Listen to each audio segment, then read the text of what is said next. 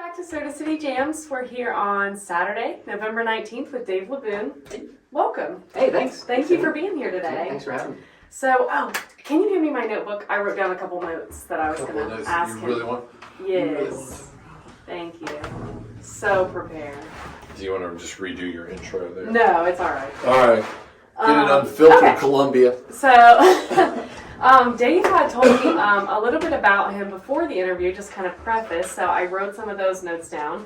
And we were just talking about this before, but if you don't mind repeating. So you started playing guitar in high school? Yeah, so I was in ninth grade, and it was Christmas time, and my brother, who was 3 years younger than I was, decided he wanted a guitar for Christmas. And of course, I couldn't be outdone by my sixth grade brother when I was in ninth grade. So I also asked for a guitar. My parents, they said, sure, you guys can get. So they got us guitars, rented guitars for Christmas, and guitar lessons. And they said, if you stick with it, we'll buy you a guitar. So I stuck with it, and about 6 months later, I got my first guitar. It was a Yamaha acoustic, and actually still have it today. Very nice. Side note, real quick, where did you rent guitars? I didn't even know you could do that. Yeah, we rented it from a local music place. This was in Kentucky, and they would rent band instruments. Kentucky, okay, I can see that. Yeah, they could rent band instruments. You could rent a guitar. It was $12 a month for a Fender acoustic guitar, and it was. That's amazing. Yeah. So you're from Kentucky, then? I'm from Kentucky. Grew up in Lexington, Kentucky. Very nice. Okay. So what about your brother? Did he stick with it? So he did not stick with it at the time. He was really, his hands were too small for a full-size acoustic guitar. It was kind of the reason that we later discovered why he quit. He later got back into music, and he's a phenomenal musician. He lives out in Denver now. He's a producer, and performs headline shows, and just right before Halloween, even headlined a show at Cervantes in Denver. So, wow. What instrument does he play? He does electronic production and sort of party music, what I call it. So that's awesome. You know what? Just as a quick tip to anybody listening out there, as a guitar teacher, I highly recommend, even though people are counterintuitive to it, get your kids an electric guitar first instead of an acoustic, because they're way easier to play. And if you have tiny fingers, it can be a lot easier. Makes sense, yeah. So that was the reason my brother gave up on it. So I stuck with it and have been at it since then. It's been like 25 years or so, and it's only getting more fun. Yeah, very cool. And then you got a mandolin in college. In college, I got a mandolin, and didn't really learn mandolin technique, but more just like how can I play chords to accompany or to help enhance what I'm doing, or just have something new, a new musical challenge. And then when I ended up moving to North Carolina in 2008, there was a huge acoustic music scene, and I got to ended up getting a nicer mandolin because I realized it was something fun to do. There were so many more music jams in the community than anywhere else that I'd ever lived. And so it was so much more integrated. I was in Winston-Salem, so we're really close to, it was less than an hour to Mount Airy. Where Saturday mornings were just filled with bluegrass music, and everyone would congregate there. Even in Winston-Salem, there was a lot of good acoustic music, and so I would find people to play with, and there were always way too many guitars, but not mandolin was no one else had the mandolin, so most of the time. So it was always the kind of thing where it could kind of set me apart. I can add something different to the sonic mix there, as opposed to just being another sixth string. Is that what made you land on mandolin? Is the unique? I think I love just the percussive nature of it. How you can do so much more than just strum chords, and to kind of not be the main role. Sort of kind of how can you fill in and help somebody else who's playing or performing? How can you help make that sound even richer, whether melodically or rhythmically? Very cool. And I don't really play a lot of mandolin now. I'm playing mostly guitar, steel string, and classical guitar these days. But I still do have a mandolin, and when the time's right, I get it out and play with someone else. Of course. What I like about the mandolin too is like you can do very traditional bluegrass runs and all the stuff that it sounds really good for. But if you get kind of outside that box and get to something like the Battle of Evermore, like the Led Zeppelin did or something, where it has that dark, haunting kind of sound to it. Yeah, the mandolin's pretty versatile like that. Yeah. So that's great. Yeah. So you had mentioned some of your inspirations, some really good classic 90s, I guess a little in the early 2000s too, like Stone Temple Pilots, Weezer, Green Day, Three Dog Night, and then you've also got a lot of other amazing artists like Beatles, Neil Young, Paul Simon. And speaking of Paul Simon, we were listening to your music earlier, and John mentioned, before I even told him about some of the inspirations you had mentioned to me, he was like, I know this guy loves Simon and Garfunkel, I'll tell you that right now. And I was like, actually, he mentioned that in one of his inspirations, so very cool. Well, those were kind of, especially some of those more like alternative bands, they were something that grabbed me at the time. I wasn't playing music yet, but it was kind of they were sort of the foundation of my adolescence, where it was like, this music really speaks to me. And then by the time I was sort of kind of on the tail end of that when I started playing guitar, and was not really, my guitar chops weren't up to the point of being able to play any of those at the time. And so I think I kind of, I didn't really end up playing a lot of it, but it was there as sort of musical inspiration and like something that got me going with music. Very cool. Yeah, that's a lot of people that we've talked to have such a versatile, including you, obviously, have such a versatile, introduction to music and what they like. Like, obviously, like, the 90s artists, like Stone Temple Pilots and Weezer and Green Day, and then, like, but also I love Grateful Dead and Neil Young and all that, all the classics. And right, and so in high school, I would play with some buddies in a band, and we would do a lot of that stuff, the Neil Young and the Beatles songs, and throw in a Dead tune every once in a while. And that was just kind of a neat way. It was a little more accessible for kids with acoustic guitars to kind of reproduce those in a way that was enjoyable. And so that was that social aspect of it was enjoyable and also motivating. I think that's really important to have a very diverse taste in music. Mm-hmm. I respect people who their playlist is just all over the place. Like that's my kind of person. Yeah, absolutely. It's fun. There's so much good music from all genres, and especially if you can kind of take the music, internalize it, and then try to reproduce it, even just as one artist. You put your own spin on it, and kind of figure out what modifications you can make to kind of make it your own for that day. Because it's not always it doesn't always have to be the same if you're covering someone else's song. You're kind of, depending on how you're feeling. Just kind of express it in a different way depending on your mood that day. For sure. We always talk about it too. It's so interesting with covers because when you hear somebody doing it right versus when you hear somebody doing it wrong. Yeah, I was literally just so many factors that can kind of go into that. Yeah. Mm-hmm. Well, I mean, there's you can take a chance and make it your own. And we were just talking about because like John Mayer does like a Tom Petty song, and I hate Free Falling. Yeah, I hate his cover. I just clown on it constantly, and it's just one of those things where it's kind of like, Free Falling's like a song. It's so big. Like if you're gonna do it and you're gonna change it, first of all, that's risky anyway. But I don't know. I always get kind of weird. There's certain things I wouldn't cover. You are talking to the world's biggest Tom Petty fan. I do agree with John, for the record. And I don't hate John Mayer for the record. No, it's just that particular. Yeah. You have to be careful. But then there's things like Black Crowes are hard to handle. And that was for me. That was an iconic. As I was a kid, I thought that was the original. Yeah. I learned later that no, that was a cover. Yep. Like, I didn't even realize. It was funny. I knew that was the original, and then I thought it was a Grateful Dead song because I found out they did it, and then I thought it was actually Otis Redding. So that's there are covers that go down in history as iconic covers, obviously, and like the Beatles had a few, those blues guys that are so foundational and important. So. You just have to be careful with it, I guess, is the whole thing. Like if it's funny, we could come up with a bunch of objective criteria of like, this and that, but really what it comes down to is when you hear it, you just know. Does it feel right? Does it feel right or does it feel wrong? Is it good or is it? Yeah, exactly. Absolutely. Yeah.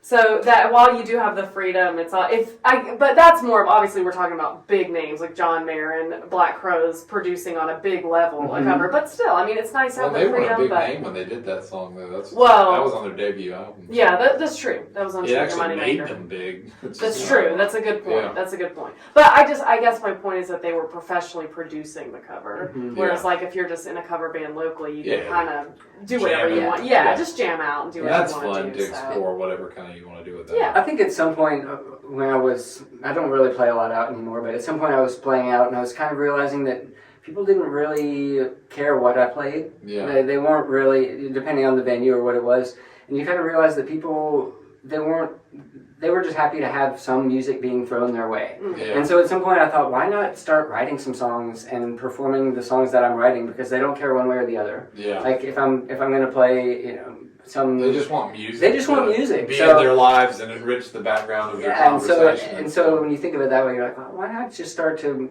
perform some songs that I've written? Yeah. Um, I like that. I read somewhere Beck came up with his whole lyrical style by, just testing to see if people were paying attention while he was playing.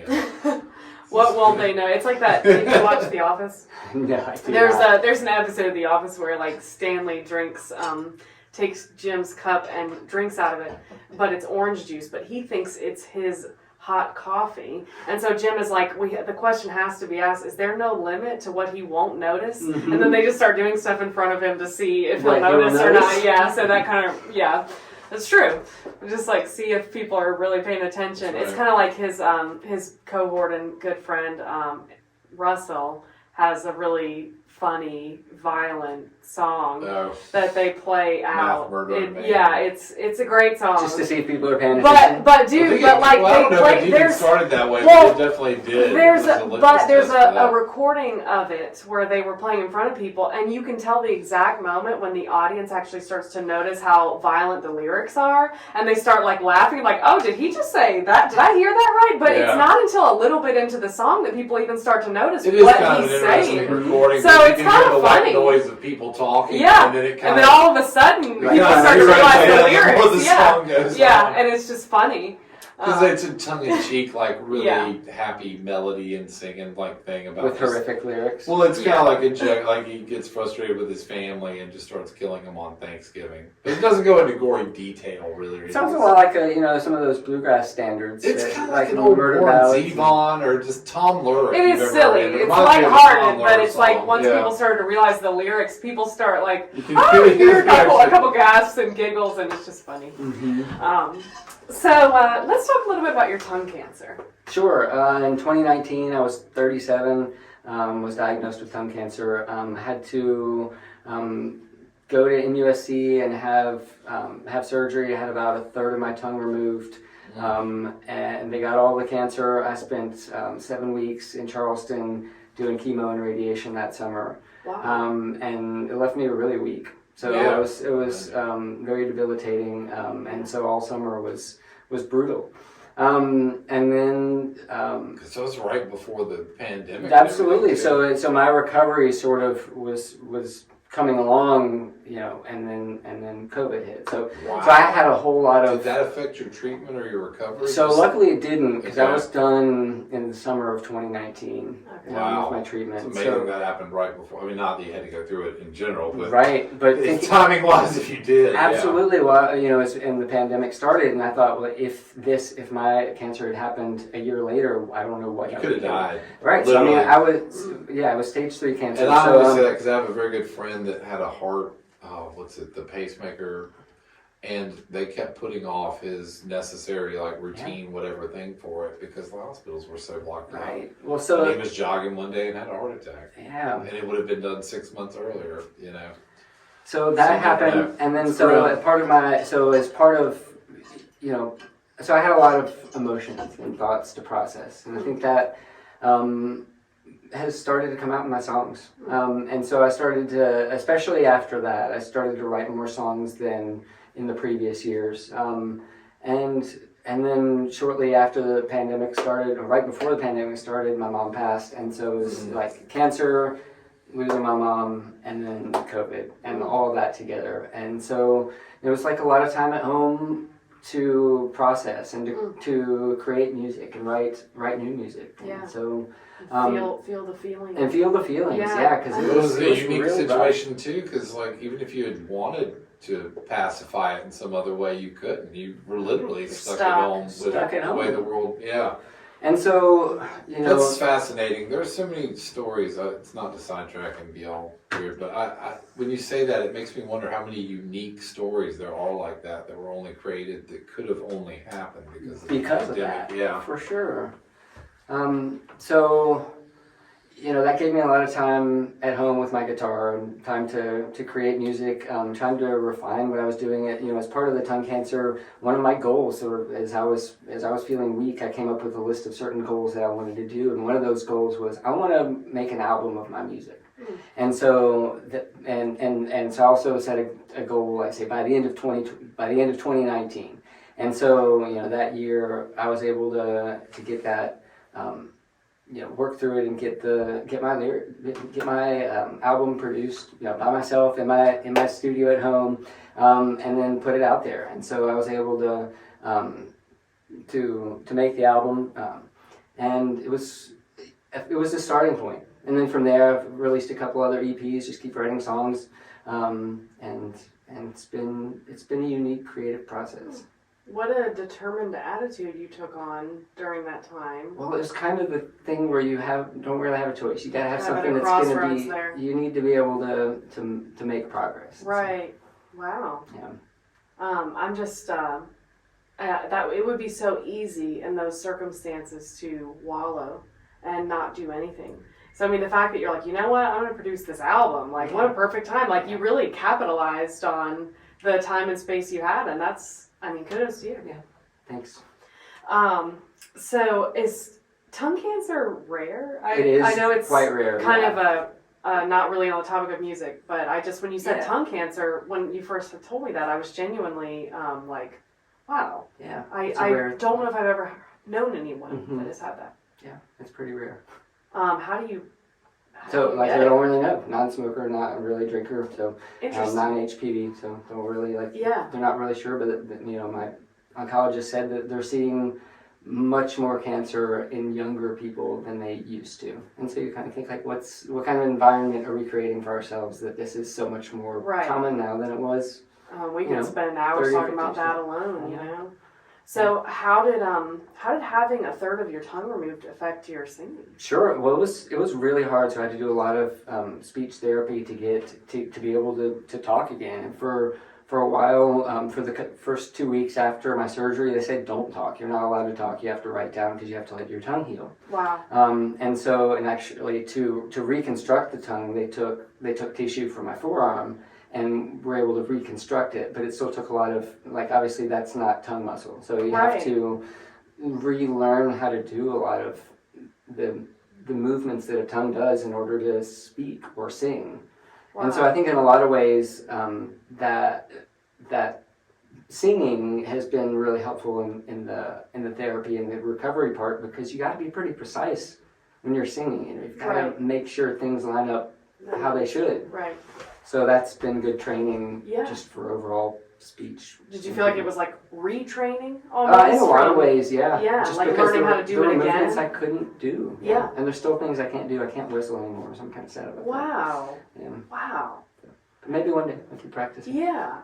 Okay, interesting. Thank you for sharing that with us. That is just an interesting story. Yeah. And I imagine that the fact that you had to write stuff down and you couldn't speak for weeks That was did really something hard. for your songwriting. Yeah, I don't too. know. At that Maybe, point, I don't know. Were you songwriting when you were writing down, or were at you that just, point I was not. Yeah. you're just writing At down that to point, I was just trying to communicate, survive, literally? Yeah. Of course. Do you think did it get you used to? Well, I guess you've been a songwriter since you were a teenager, so you were kind of used to just writing before, but I think so. but you weren't used to writing to literally communicate. I know, and that was hard. Yeah. That was hard. Wow, I cannot imagine that because I never shut the fuck up, so I cannot imagine, like, literally not being able to They talk. say don't talk, just stop. So could you talk and you were just told not I was to? told not to. Ooh, So but could that be me? So it was very hard. It Yeah. was painful to talk. I can't could, imagine. but they told me just like cut it off, just stop, don't. just let it rest. Wow. So, And are you just in general, are you a pretty talkative person? Like, well, what's I that? teach Spanish to 8th graders. Of so course, I have of course. to be So you talkative. have to be. Wow. But Mm. so that was really also a special bonding moment with me and my students that year when I Yeah. came back, because I had just gone through it and was back for the first day of school in August. And I told them, like, here I am. Like, I'm telling you, I'm weak. My pronunciation is not good. I can't roll my R's anymore in Spanish Yeah. like I used to be able to. And so they were really, really supportive as I was going through the recovery, that year. And Was that August of 2020? August of 2019. 2019. Right after my. So you weren't teaching virtually then while you were going through this recovery? Right, well, it was the summer, so like I missed. So my summer was when the students were off. You Is said when I 7 was weeks or whatever? 7 weeks in Yeah. Charleston. I lived at the Hope Lodge downtown Yeah. Charleston. Wow. So So you used your entire summer vacation for most of the summer, right? Yeah, Yeah. And then that last month was just laid up at home trying to recover and get stronger. But at that point, speaking of, like thinking about it in a songwriting point of view, that was when I decided I was going to start to get active. So I started jogging. I had never jogged before, but I decided I got to do something, and so I was getting out there and running, and it was a small amount in the beginning, a little more, and then like I would realize that as I was jogging, I was enjoying jogging without music, because I listen to music all the time, but except when I jog and think like, here's the time where I can be alone with some thoughts and let things kind of ebb and flow and come up. And so I've realized that that's a really valuable time to songwrite, mostly in the editing parts where I kind of have an idea, I might play something with the guitar before I go out for a jog and kind of get something going in my head, and then as I'm jogging, kind of work out any lyrical imperfections or try to make a rhyme be a little more perfect, or come up with a different accent or different something to make it to change the rhythm or whatever and I think that jogging is an exercise or a really strong part of my songwriting. Yeah, exercises your brain too. Yeah. That reminds me of Chris Compton. I used to do that when I walked the dogs. Yeah. I would kind of like leave the stereo or the headphones at home and just kind Yeah. of think about whatever song I was writing while I walked. And that's a valuable time when you can do it away from the instrument. It's you're away from every distraction that's not you making sure you and the dogs are safe walking around, around the neighborhood. So. And other than that, you kind of your brain is free to manipulate those musical and lyrical ideas. Yeah. A friend of ours and a former interviewee, Chris Compton, is also like, he jogs as well, and he had talked a little bit about that, and then also like when he was driving alone, because he like has a job where he has to drive around, and it was he like plays the guitar. I remember your interview. But he was just like what you said about having alone time with your thoughts and the significance of that to your songwriting. So So yeah, that's now all I can ever picture when I think of Chris now is him on the back roads with this like size guitar, driving with his knees on the steering wheel. But that, I mean, killer melodies and everything. but some of your most valuable work comes out of that alone time with your thoughts, and so that's really that's cool that you found jogging as a way to. I mean, it exercises the body and the brain. So that's awesome. Yeah, very cool. And so you mentioned this before, but you have been taking guitar lessons. Right. So my son is currently 9. I'm not taking from my son. He's 9 and has been taking guitar at the Suzuki Academy of Columbia for 5 years now. He takes with Steve Sloan, who's an amazing guitarist and music teacher. And so at the beginning of 2021, once we decided that COVID was going to be behind us, and at least we were going to live with it, I decided I was ready to take some guitar lessons and get better. And so for the last 2 years, I've been taking classical guitar lessons and playing nylon string guitar, and I've been learning all kinds of amazing pieces by Giuliani and Carcassi and Latin American composers too. It's been really fun to learn a different side of music. It's not strumming a 6-string guitar. Yeah. Learning to read a little bit of music, which is not something that I had done previously, and still it's not my favorite. I prefer to read it. Listening is the best way for me to learn. And everyone's different with that. I know people who can instantly they pick up music reading, but there's people who can play with their ear, and it's very just everyone has. The thing is, if you haven't been taught at an early age, like 4 or 5, to just sight read. Then you have to put a lot of effort into it as an adult. And as an adult and as a musician, I was pretty resistant to learning to read music, or just had no interest in learning to read, realizing that, like you said, and if you're already a musician and can make music, for you to learn to read music, it's a step back, at least with your musical. I would say for me personally, I had to do it. It's time consuming. It's very time consuming, and you just realize the frustration if you don't really want to do it. Right, and so, but this has been a way to sort of do it in a way that's been pleasant, as because the Suzuki method emphasizes ear training so much. That my son doesn't really read music, but he's playing advanced pieces because he knows the way that they're supposed to sound, and that's the main emphasis. And so I do the same thing too when I'm learning the pieces. I need to have it in my head first. I've listened to it enough times that I can follow along with the music, so that I'm not trying to decipher every note on the page. More like just following it as kind of a guide for the music that I know is. What I always kind of liked about it too, because I was self-taught for many years, and then I had to learn, was I finally understood that relationship of like how literal beats and melodies kind of coincide and work together for time signatures and Yeah. stuff, you know. And I think that that's been helpful also for rhythmic precision in my guitar playing too. Yeah. Is when you're playing those classical pieces, you realize that you've got to stay on the beat. Yeah. You can't take quite as many liberties as you can if Yes. you're a solo acoustic artist, and you can fudge the time, and which is great, and I love doing that. But it just teaches a different kind of aspect to the music where it's Different disciplines. a Yeah. different discipline. And I think that every skill that I've gained from my classical lessons has spilled over into any music Oh, that I for play. sure. It's been great. Well, it reminds me of Keith Richards a little bit. He had Doing mentioned, Malaquena. yeah, Keith Richards had His has grandfather mentioned. made him learn that before he would give him the guitar. You had to learn all again. Yeah. So you have some gigs coming up at Arboretum. So there is the USC Arboretum has an open house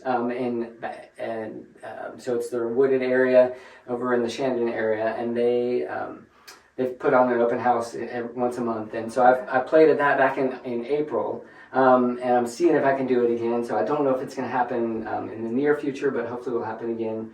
And I have played at the Flying Biscuit Cafe down in Five Points. That's brand new. It's brand new. Great owners, and it was a outdoor gig too. On We the have to go sidewalks. there. I've been to Flying Biscuit in other parts of the South, but Mhm. I have not been to the new one in You Columbia. should check it out. It's great. Yeah, I've heard good things. So that's awesome that It's you got played biscuit in the title, which Yeah. I'm Yeah. The very Flying open There's to. I've only been to the one in Atlanta a couple times. Mhm. So but yeah, I'll have to check that out. And that's Yeah. cool. So are you hoping to play I there think again? I think I probably will in the future. Yeah. Cool, very cool. Well, it's nice to make a connection with the owners. John and I have talked about that a lot. Making a connection with local owners is kind of everything when you're a local musician, and it's meeting cool people and making connections is really I don't know, it's just a good way to And then that way, get yourself scheduled. right, and you can, if they like you like them and they like you, Yep. they're gonna be happy to invite you. Then back. you're pretty much you're kind of solid. Yeah. So Yeah. that's really awesome.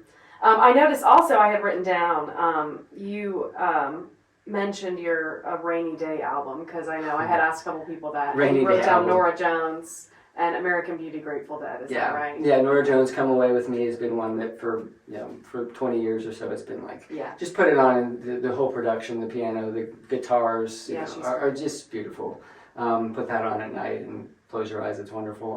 Grateful Dead, "American Beauty" is one that I never get tired of, so listen to that a lot too. Very cool. And is that just your rainy day, or is that also like sad, or not necessarily sad, but just American chill, Beauty, chill like mood? anytime. Yeah. I got you. Grateful Dead "Reckoning" is another of my favorites. Yeah. So, I love American Beauty as well. Yeah.